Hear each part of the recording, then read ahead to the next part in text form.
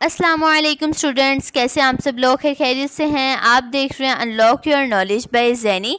पाक navy civilians 2025 ए 2026 की test preparation करवाई जा रही है पार्ट नंबर 3 में, जिसके अंदर most important and most repeated MCQs होंगे। पास पेपर से ये एमसीक्यूज़ लिए गए हैं पाक नेवी सिविलियंस के, जो कि काफ़ी सारे स्टूडेंट ने उसमें अप्लाई किया है। अभी भी रजिस्ट्रेशंस पाक नेवी की ओपन है, आप इसमें अप्लाई करें और बहुत ही अच्छी अपॉर्चुनिटी है, इसको लाजमी अवेल करें, इसमें अप्लाई करें। अगर आपसे अप्लाई नहीं होता तो आप हमारी टीम के थ्रू भी अप्लाई करवा सकते हैं। बाकी इसके अंदर जो पार्ट नंबर 3 के अंदर हमने पाकिस्तान नेवी के सिविलियन में बार बार आने वाले सवालात डिस्कस किए हैं। इन सवालात से आपका टेस्ट पास होगा 100% इंशाअल्लाह अज़ीम।